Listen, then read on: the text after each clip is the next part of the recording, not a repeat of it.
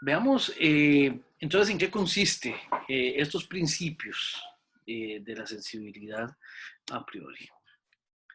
Vamos a ver. Empecemos, bueno, ya, una vez que ya definimos qué era para Kant estética trascendental, vamos a decir esta cosa. El conocimiento humano, va a decir Kant al puro inicio, se caracteriza porque siempre va a hacer referencia, siempre remite a intuiciones. Y esto es imposible sin hacer referencia a la sensibilidad, dice Kant, en la crítica de la razón pura, en la estética trascendental de la crítica de la razón pura. Esto de alguna manera se encamina también con la respuesta que demandaba Luis antes de ir a la pausa, ¿verdad? Aquí lo que vamos a explicar es cómo, según Kant, ¿verdad? Esa sensibilidad que interviene en el conocimiento opera. ¿Verdad? Eso es básicamente lo que queremos hacer acá. Bien, los seres humanos, cuando generamos representaciones,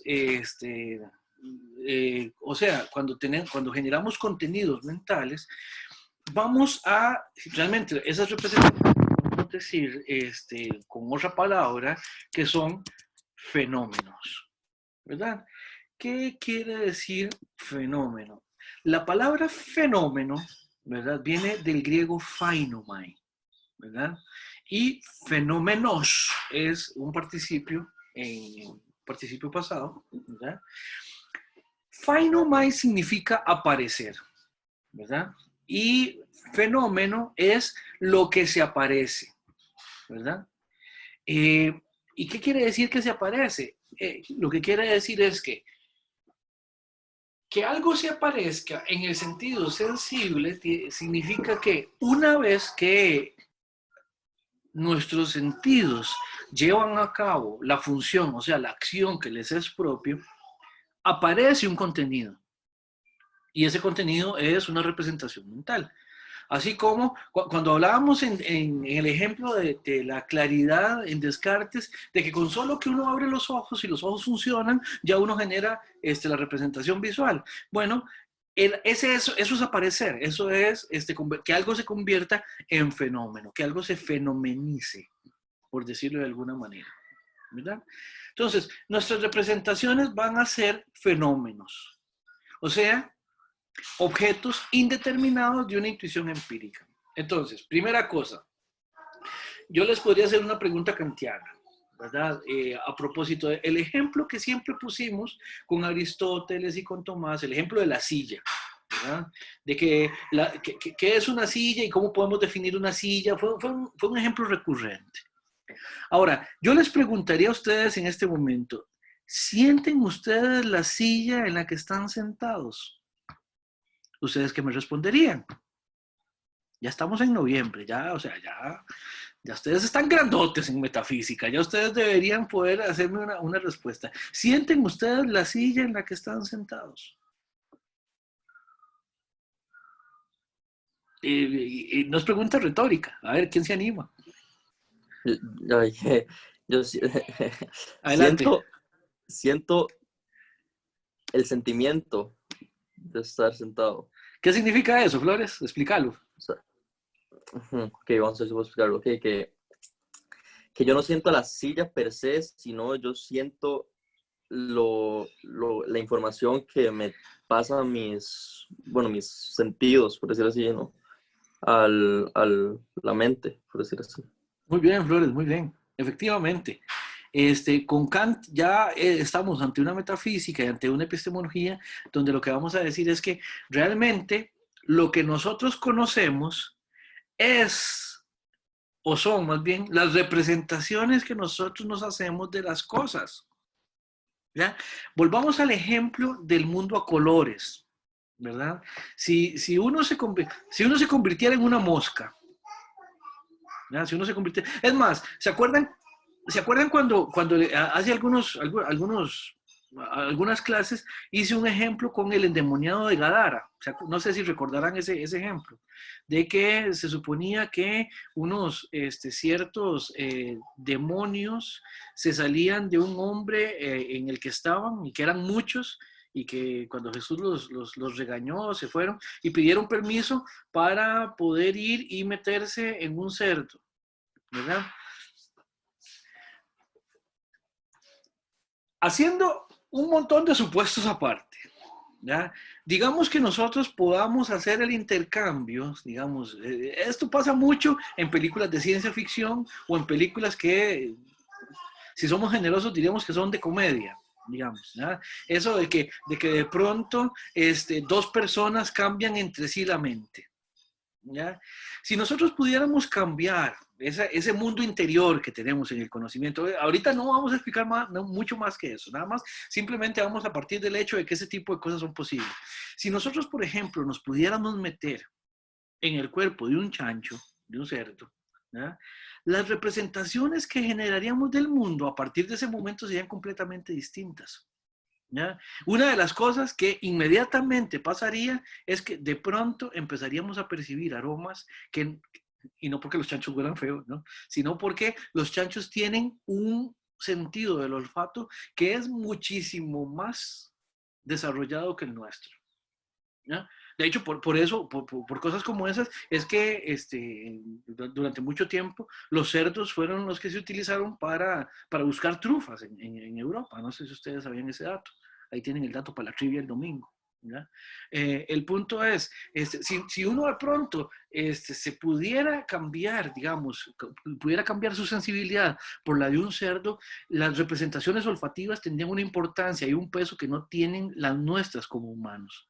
O si uno pudiera cambiar sus representaciones sensoriales por las de, no sé, un águila, generalmente las aves de presa, las aves de rapiña generalmente tienen una vista muy aguda, ¿verdad? Entonces, muy probablemente de pronto nosotros veríamos cosas que con nuestros ojos humanos no veríamos. Si nosotros cambiáramos nuestra percepción visual por la de una mosca, por ejemplo, uno dejaría de ver a colores. Es más, ya, si uno cambiara sus capacidades sensoriales por las de un depredador, el de la película, ¿ya? Uno dejaría de ver como nosotros lo conocemos. Entonces, se acordarán de la película, que se supone que esos bichos ven en una gama térmica, una cosa rara, ¿sí? ¿Eh? Bueno, eso es porque las condiciones sensoriales de cada uno de los agentes de conocimiento son las que hacen posibles ciertas formas de representar las cosas, sí, las cosas, punto, ¿ya? Entonces, por eso es que el fenómeno es el objeto indeterminado de una intuición empírica. Quiere decir que el fenómeno es lo que nosotros nos podemos representar de las cosas a partir de nuestra sensibilidad. ¿Se entiende esto? ¿Hay alguna pregunta o comentario? Profe, entonces los fenómenos dependen del sujeto, digamos. Efectivamente. Efectivamente. Recuerde, aquí está operando el giro copernicano. Kant lo que nos dijo es, vamos a fijarnos en cómo conocemos nosotros y a partir de ahí vamos a generar la explicación. Entonces, lo que decía Flores ahora, uno lo que siente es la información que uno puede recabar a propósito de lo que es estar sentado en una silla, ¿verdad? Pero eso tiene que ver con el sistema de sensibilidad que nosotros tenemos. Por ejemplo, no es lo mismo tirarse de espalda sobre el zacate para nosotros, dada nuestra sensibilidad, que por ejemplo para una tortuga.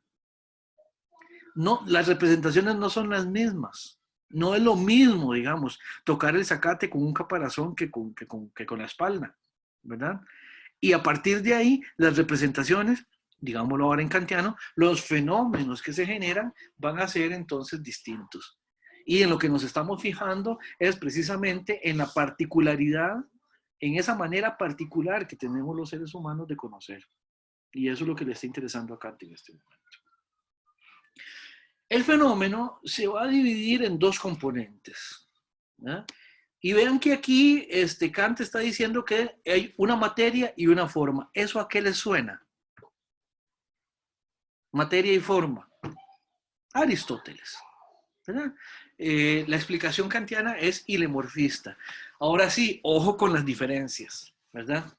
La materia en Kant va a ser lo que corresponde a la sensación del fenómeno. O sea, el fenómeno es Por ejemplo, esta representación que tenemos de lo que sentimos cuando estamos sentados en la silla, para seguir con ese ejemplo, la materia de ese fenómeno va a ser precisamente lo que recabamos gracias a la experiencia, y eso viene a posteriori. ¿Por qué?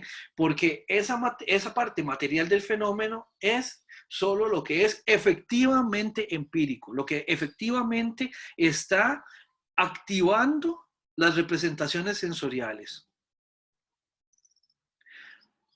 ¿Qué quiere decir esto? Yo puedo tener una idea, no sé, de lo que será, por ejemplo, sentarse en las curules nuevas de los diputados de la Asamblea Legislativa, ¿verdad? Me imagino que ya ustedes habrán visto imágenes y todo eso. Pero yo no tengo la representación fenoménica de lo que es sentarse ahí. ¿Por qué? Porque nunca he ido.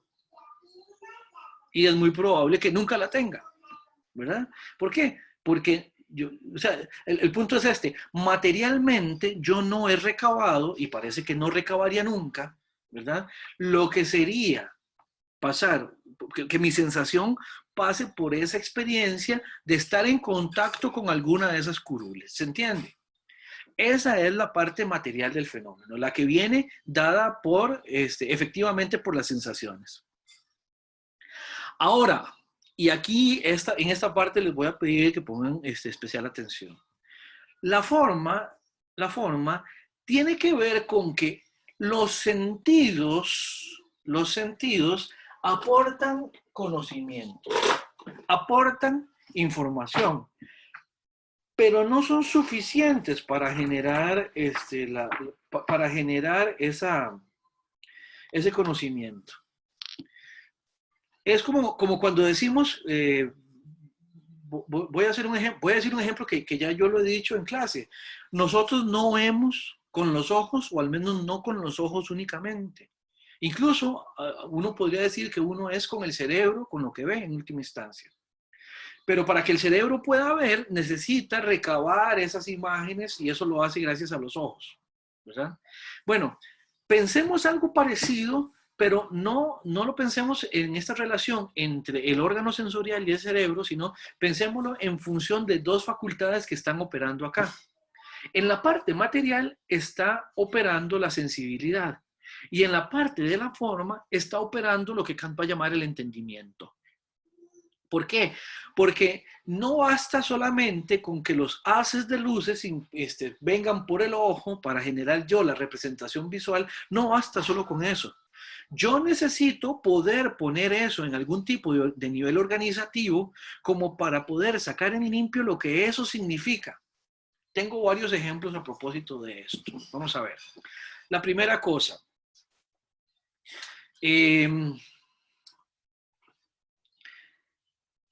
Si nosotros fuéramos solo sensación, lo que tendríamos serían solamente un montón de informaciones, ¿verdad? Recabadas a partir de todos los sensorios que son los sentidos, ¿verdad? Esa sensación que de alguna manera está recabada, digamos, que está recabada por los sentidos. Nosotros la organizamos a partir de ciertos criterios. Estos criterios los da el entendimiento. Por ejemplo, cuando uno escucha, no todos los sonidos que están alrededor de uno los sigue con el mismo nivel de atención.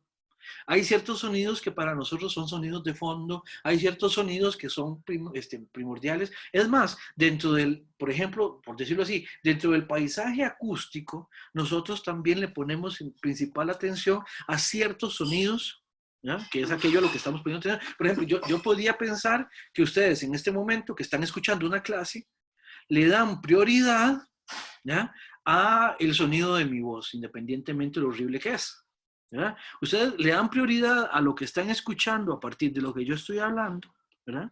Y de fondo podrá haber, qué sé yo, no sé, tal vez algún televisor prendido, tal vez algún perro ladrando, tal vez, no sé, el sonido de la lluvia a veces nos ha acompañado en clase, o cosas por el estilo, ¿verdad?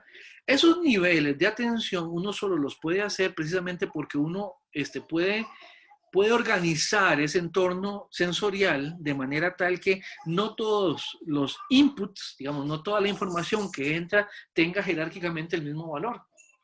Si nosotros todo lo tuviéramos así, de la misma manera, sin ninguna sin la posibilidad de discernir entre a qué le ponemos atención y qué no, sería un caos.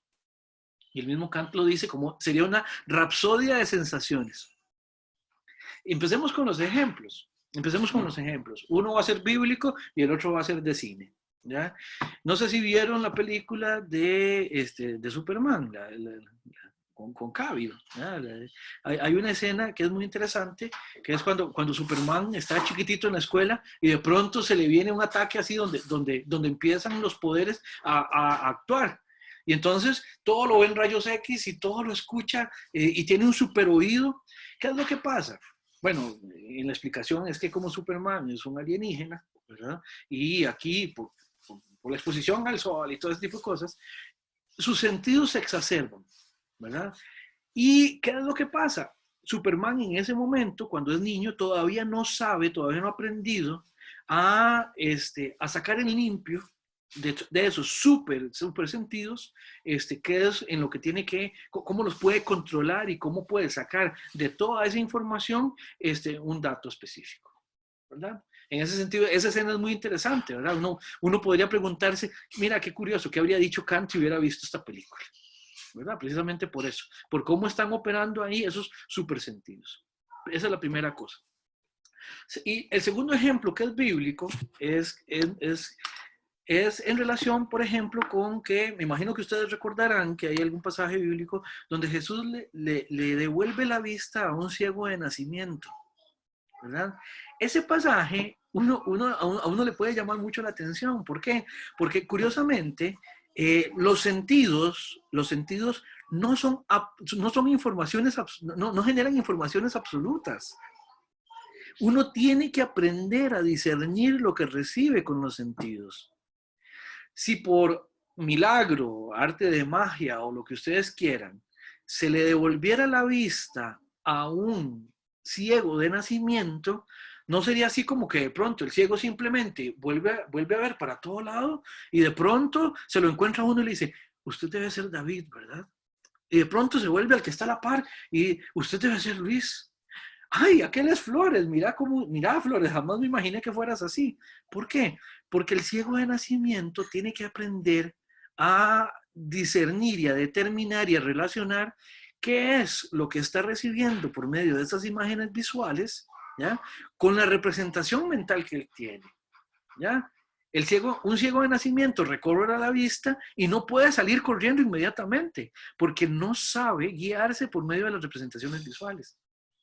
Y en este sentido, con Kant lo que diríamos es que la sensación, el sentido, el aparato sensorial es condición necesaria para la representación, para el fenómeno, pero no es suficiente. Necesitamos que la información que aportan los sentidos sea organizada y sea puesta, sea reorganizada eficientemente por otra facultad, en este caso el entendimiento. No sé si eso queda claro. Vean que aquí en la experiencia entonces, que el fenómeno es experiencia, vamos a estar combinando la operación de dos facultades. La parte sensorial la va a poner la facultad que llamamos sensibilidad y la parte formal la va a aportar la segunda facultad que vamos a llamar entendimiento. No sé si hay preguntas. Yo, profe. Adelante, por favor. El archienemigo me tiene tomado el cuello. Adelante, adelante. Me dice que, entonces, ¿cómo yo puedo tener entendimiento sin experiencia? En los dos ejemplos que usted utilizó, es necesaria absolutamente la experiencia. Sí, lo que pasa... Para generar ese entendimiento y hacer ese ordenamiento en la mente. El punto es que no, verá que más bien en la explicación de Kant, más bien es el entendimiento, tiene ciertos principios que son anteriores al recabamiento de la experiencia. La experiencia ciertamente es la que detona el iniciar el conocimiento, pero para poder generar la experiencia nosotros tenemos que tener esa facultad ya instalada. ¿Se acuerdan cuando yo les decía que Kant no sostenía el ignatismo en ningún tipo de conocimiento? Bueno, lo que sí sostiene Kant es que nosotros venimos con la capacidad instalada, digamos, de recibir esa información sensorial y de organizarla. Cuando tenemos esa capacidad es que la experiencia empieza. De la misma manera, por ejemplo, que, vamos a ver, cuando nosotros empezamos, qué sé yo, cuando nuestros ojos empiezan a ser generados, digamos, celularmente, por decirlo de alguna manera, ¿verdad? Nosotros lo que estamos ahí preparando es un órgano que va a tener una función determinada. Cuando ya ese órgano está preparado, ¿verdad? Ese órgano lo que hace es que genera una impresión sensible, ¿verdad? Para que esa impresión sensible pueda ser procesada, bueno, también tuvimos que haber generado otro tipo de, vamos a decirlo así, órgano, en este caso sería meramente formal, que nos permite recibir esa información sensorial, ¿verdad? Y ubicarla conceptualmente. Si no tenemos la posibilidad de ubicarla conceptualmente, entonces no podemos generar experiencia. En ese sentido, vea que la experiencia tiene como condición de posibilidad tanto la sensibilidad como el entendimiento.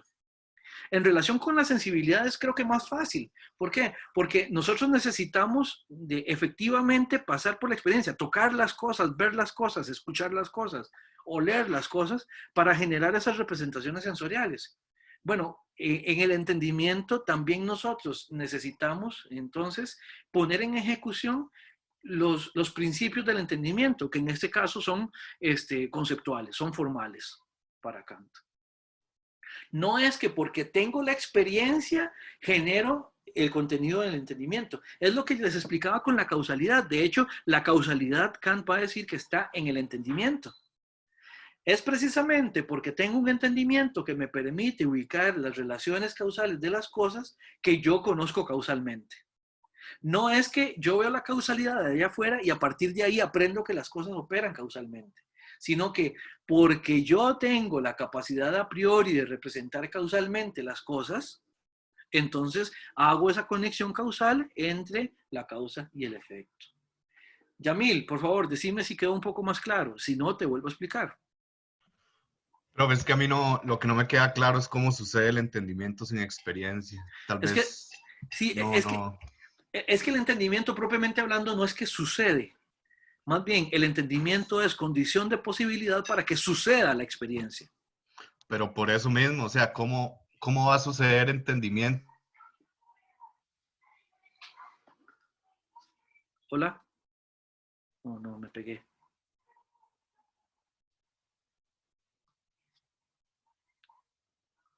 Hola, hola.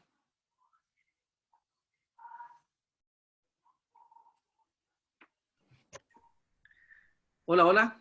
Ya, perdón. Sí, Ya se escucha, profe. Lo último que te escuché, Yamil, fue cómo puede suceder el entendimiento. Y ahí me quedé. ¿cómo puede suceder el entendimiento sin la experiencia? Es que sí, es que lo que tenés que hacer es darle la vuelta. Darle la vuelta. La experiencia sucede precisamente porque hay un entendimiento que lo hace posible. Recuerde, aquí entendimiento, por entendimiento o no tenés que ligar entendimiento con entender propiamente hablando en el sentido tradicional. Entendimiento es una facultad, o sea, es algo que nos permite hacer algo en la explicación epistemológica de Kant. ¿Y qué es lo que nos permite hacer el entendimiento? ¿Qué es lo que nos faculta? Lo que nos faculta es organizar conceptualmente los contenidos que vienen de la sensación. Pero es a eso mismo, digamos, yo no puedo organizar algo que no he experimentado, que no ha pasado por la experiencia. Bueno, Y yo supongo que voy a estar peleado con la experiencia hasta que se acabe el tema.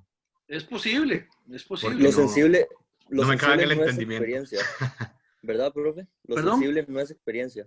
No, la O sea, lo que- experiencia yo creo tiene, que- yo creo que ahí está una parte sensible. sí, sí, La yo creo que experiencia está tiene la una parte confusión. sensible y tiene otra parte que ¿No? es formal.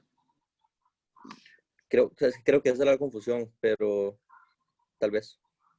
Yamil, más adelante, en la lógica trascendental, Kant tiene esta frase que es, van a disculpar, pero a mí esta bonita me parece, ¿verdad? Estoy en A51, ya esta es la parte inicial de la lógica trascendental. Y Kant lo que dice es, vamos a decir dos cosas. La capacidad de pensar, el objeto de la intuición, es en cambio el entendimiento. O mejor dicho, vamos a ver. Voy a devolverme un poco más. Llamamos sensibilidad a la receptividad que nuestra mente posee siempre que sea afectada de alguna manera en orden a recibir representaciones. Y llamaremos entendimiento a la capacidad de producirlas por sí mismo, es decir, la espontaneidad del conocimiento. Por eso es que el entendimiento tiene que ver con pensar, dice Kant. Ahora, dice Kant, la capacidad de pensar el objeto de la intuición es el entendimiento. Y ninguna de estas propiedades es preferible a la otra. O sea, la sensibilidad y el entendimiento no están jerárquicamente, digamos, vinculadas entre sí. ¿Por qué? Porque las dos son necesarias la una para la otra. Ojo, dice Kant, sin sensibilidad ningún objeto nos sería dado. O sea, dado así en el sentido de que están ahí las cosas y que, por ejemplo, yo las veo, yo las toco, yo voy y me topo con ellas, me tropiezo con ellas. Y sin entendimiento, vamos a ver si esto aclara algo, ningún objeto podría ser pensado, ¿verdad? Y ojo, esta es la frase que les decía. Los pensamientos sin contenido están vacíos, las intuiciones sin conceptos son ciegas. ¿Qué quiere decir esto? Que si yo tengo solo sensibilidad, ¿verdad? Pero si no tengo nada con qué procesar esa sensibilidad, no genero conocimiento, no genero experiencia.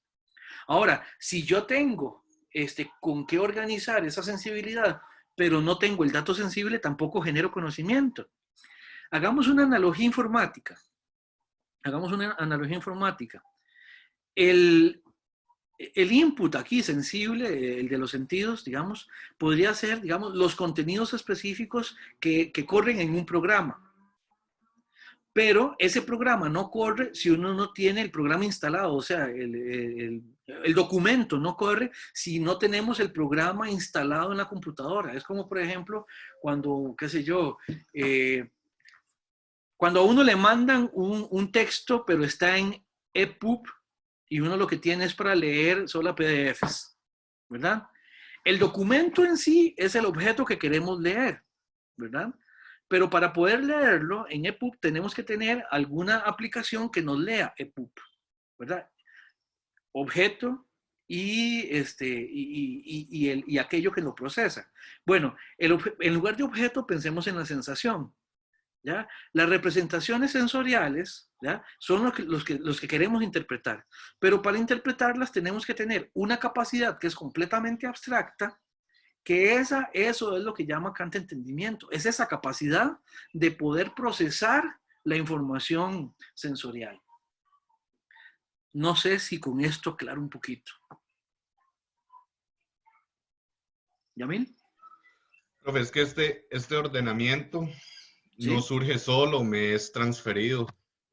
No, ¿cómo? No, ¿me es transferido? ¿De dónde? Sí, claro. ¿De dónde? O sea, este ordenamiento a mí me es transferido, me es enseñado, me es educado. No. Y solo es por la experiencia, no puede ser solo. O sea, que yo entienda las cosas solo. No. Aquí estamos hablando. Yo entiendo esto de lo que uno aprende. Yo entiendo eso de lo que uno aprende. Pero el punto es, vamos a ver, el poder, por ejemplo, el poder entender que algo ocurre después que otra cosa, Uh-huh. una cosa es explicarlo y poder decir, bueno, hoy estamos terminando la clase que empezamos a las 11, ¿verdad? Y ahí lo estoy explicando, ¿verdad? Okay. Simplemente lo estoy poniendo en palabras, ¿verdad? Y eso yo lo puedo dejar incluso por escrito en afirmaciones declarativas, etcétera, etcétera. Pero eso es una cosa. Y otra cosa es la experiencia por la que pasamos nosotros hoy en esta clase, ¿verdad? O sea, nosotros en este momento podemos saber qué cosas de la clase pasaron al inicio de la clase, qué cosas pasaron más o menos en la pausa y qué cosas pasaron al final. Nosotros podemos distinguir entre la parte inicial de la clase, la pausa y la parte final. ese ordenamiento, yo lo puedo hacer precisamente porque yo puedo distinguir el flujo, por ejemplo, de ocurrencia de las cosas sucesivas. Eso yo lo hago simplemente porque esa es nuestra forma de conocer. No es que a mí me tienen que enseñar a percibir la anterioridad y la posterioridad, sino que yo soy un tipo de ser que percibe las cosas sucesivamente en el tiempo. Me doy a entender. Muchísimo, hiper, mega mejor. Uf, qué dicha, porque sí, ya yo estaba a punto de despedirme, ¿verdad? Porque sí, es eso, Yamil. Es eso, Yamil. A uno, vamos a ver, a uno le enseñan que lo que uno ve es todo este tipo de representaciones. Y le explican que eso es lo que uno ve. Pero a ver, propiamente hablando, a ver, a uno nadie le enseña. Uno simplemente siente lo que es ver. Y de pronto uno aprende también dentro de los parámetros culturales a ligar ciertas cosas con los nombres que les damos gracias al lenguaje. Es como, por ejemplo, Yamil, cuando usted me dice que usted tiene hambre, yo sé qué es lo que usted me está diciendo y yo sé qué es lo que yo siento cuando yo siento hambre. Pero yo jamás puedo saber qué es lo que usted siente cuando usted siente hambre. ¿Ya? Yo procedo análogamente y pienso, muy probablemente, Yamil está sintiendo en este momento esa cosa que uno siente así, ¿verdad? Cuando ya le está dando hambre. Ahora, uno puede aprender a darle a eso un nombre, uno puede aprender a darle a eso un lugar simbólico, pero a sentirlo, a uno nadie le enseña. Simplemente de pronto es una reacción que cuando uno lo siente, lo siente. Y eso no se aprende. Y el entendimiento es eso. Es eso. Mejor, o mejor ni le cuento.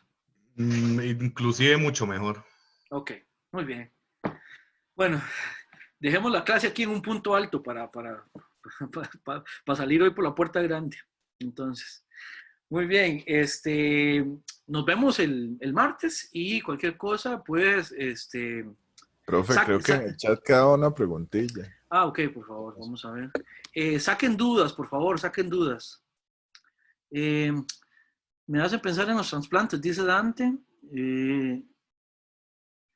que si el uso de los órganos serían determinados. ¿Puedes explicar un poco la pregunta, Dante?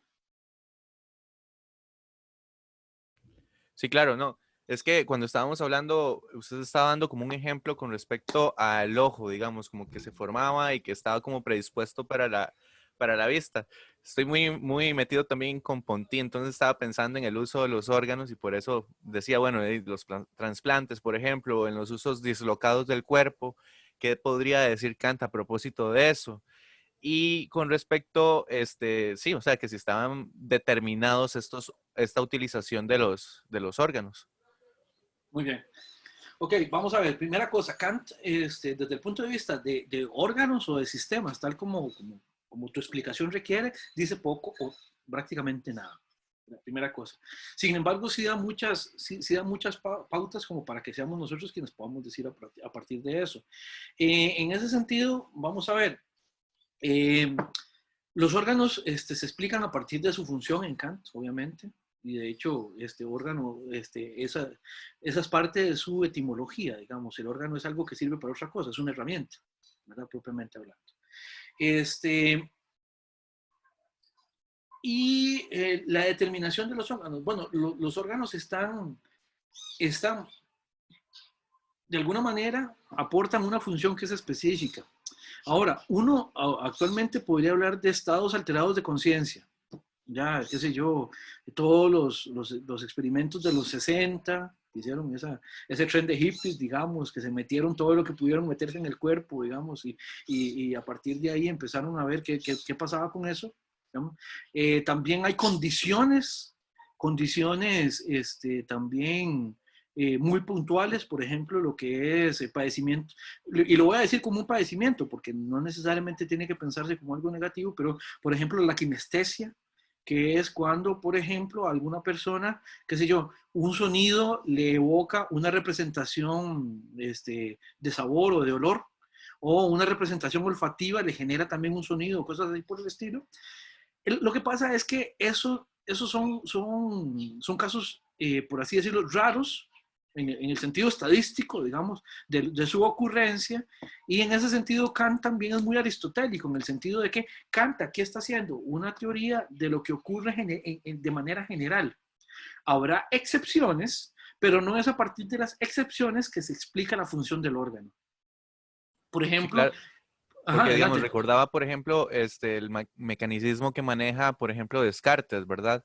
Que si hay como una función específica entre cada órgano. Y Sí. como es tan importante, al menos, digamos, la sensibilidad a partir de esta propuesta de Kant, entonces me ponía a pensar en esto, pero Sí, sí. sí, sí, sí, sí, claro. Sí, sí, a uno le encantaría ver qué explicación podría dar Kant a propósito del fenómeno del daltonismo, ¿verdad? ¿Cómo introduciría Kant, digamos, esa cuestión? Ahora, el daltonismo, que se descubrió después de Kant, es algo que Kant no explica. ¿Por qué? Porque Kant lo que explica es el ojo no daltónico, por así decirlo, la sensibilidad del ojo no daltónico. ¿Por qué? Porque es lo que tiene más recurrencia. Entonces, ese tipo de cosas habría que decirles. Entonces, Listo, gracias. con mucho gusto, pura vida. Bueno, gente, vámonos y nos vemos el martes. Gracias, profe. Hasta Pura luego. vida. Chao, chao.